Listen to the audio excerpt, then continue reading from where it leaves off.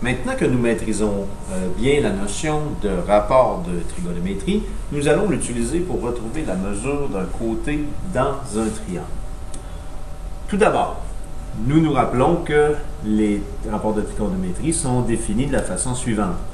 Le sinus d'un angle A est le rapport de la mesure du côté opposé sur l'hypoténuse. Le cosinus de A est la mesure du côté adjacent à l'angle A sur la mesure de l'hypoténuse. Et la tangente de l'angle A est la mesure du côté opposé sur la mesure du côté adjacent à l'angle A. Donc, le fameux SOHCAHTOA. Alors, voyons une application de ces rapports de trigonométrie. Nous avons tout d'abord un premier triangle rectangle. Les lettres n'ont pas apparu à l'impression, donc on va les ajouter. Donc, ABC ici. Donc, un premier triangle ABC. Donc, on cherche ici à trouver la mesure du côté BC. Donc, le côté qui est ici. Nous avons un triangle rectangle. Donc, peut-être que Pythagore ou les rapports de trigonométrie pourront m'aider. Pour utiliser Pythagore, il faudrait que je connaisse 2 côtés sur 3. Alors, ce n'est pas le cas. Ici, on connaît un angle et on connaît ce côté en face de l'angle droit. Donc, on connaît l'hypoténuse. Et on cherche le côté CB que nous allons représenter par la variable x, ici, pour la mesure du côté CB. Donc, si je repère l'angle aigu ici, donc toujours repérer l'angle aigu, on a le côté en face de l'angle aigu de 10 degrés. Donc, par rapport aux 10 degrés ici, c'est mon côté opposé.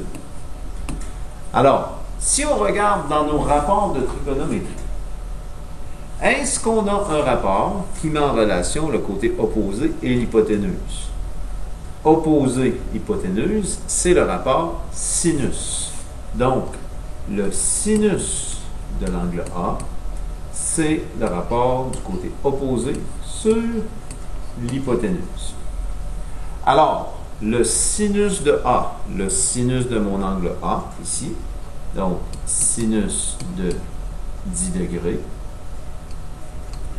est égal à mon côté, donc je ne mettrai pas les unités ici pour ne pas surcharger, donc le sinus de 10 est égal à côté opposé, donc opposé, on ne le connaît pas, on va mettre x, sur la mesure de l'hypoténuse qui est 8. Donc, maintenant rendu là, pour trouver la valeur de x, on va placer notre rapport sinus sur 1 pour pouvoir effectuer le produit croisé. Donc, produit croisé, 8 fois le sinus de 10 égale 1 fois x, donc égale 1x. Maintenant, on va utiliser notre calculatrice pour pouvoir calculer ce rapport de trigonométrie. Donc, je vais aller chercher ma calculatrice pour aller calculer ce rapport de trigonométrie. Premier élément avec la calculatrice, bien s'assurer qu'on est en mode degré. Donc, souvent, on a radian et puis degré sur nos calculatrices. Donc, s'assurer qu'on est en mode degré. Souvent, dans l'affichage de notre calculatrice, dans le haut, c'est écrit DEG. Donc, à valider, sinon, avec votre enseignant de ce côté-là. Donc, 8 fois le sinus de l'angle de 10 degrés va me donner 1,39. Donc, 1,39 égale x. Donc, le côté qu'on cherche mesure 1,39 cm. Donc, validez 2 choses, qu'on est en degrés et l'ordre dans lequel vous devez, comme on dit, pitonner sur notre calculatrice. Donc, dans certains cas, il faut calculer le sinus de 10 et après ça faire x 8. Ce sera à vous de valider là, pour arriver bien à 1,38. Allons-y avec un deuxième exemple d'application des rapports de trigonométrie. Donc, trouvez la mesure du côté DE.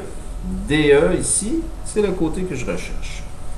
On connaît encore une fois un angle, donc l'angle D ici. Je cherche quoi? Je cherche, par rapport à l'angle aigu D, je cherche le côté adjacent. Et qu'est-ce que je connais en face de l'angle droit? Je connais l'hypoténuse. Alors, est-ce qu'il y a un rapport de trigonométrie qui fait une relation entre le côté adjacent et l'hypoténuse? Opposé hypoténuse, c'est pas ce que je cherche. Ah, adjacent hypoténuse, c'est le rapport cosinus.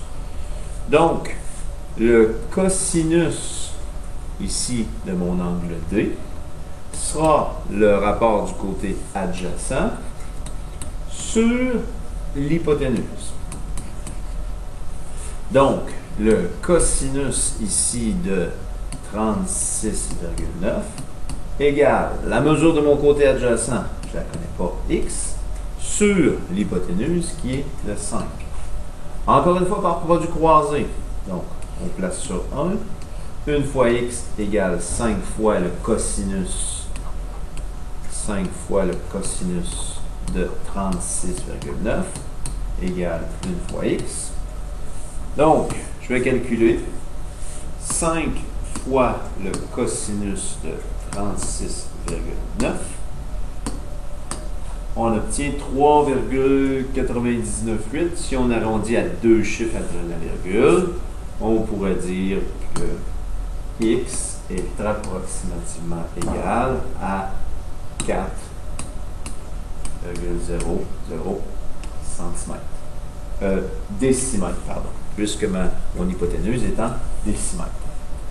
Dernier exemple, on cherche la mesure du côté JK dans ce triangle.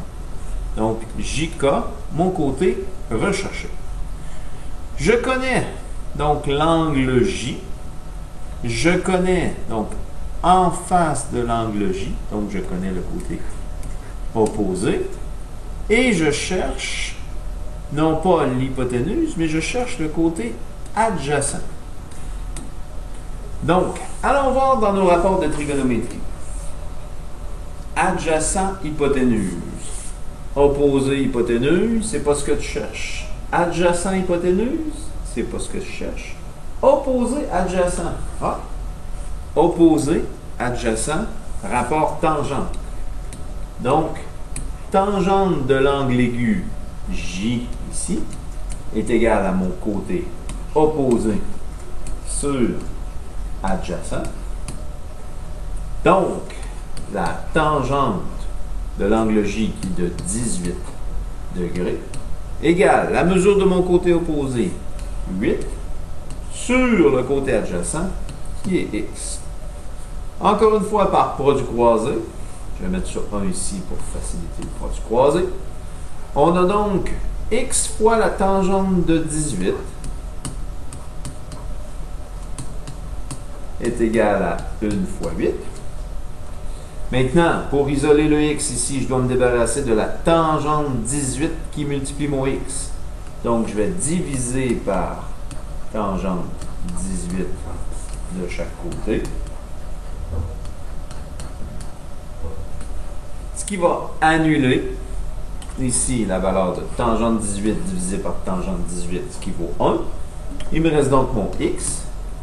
Et il me reste à calculer, donc 8 divisé par la tangente de 18.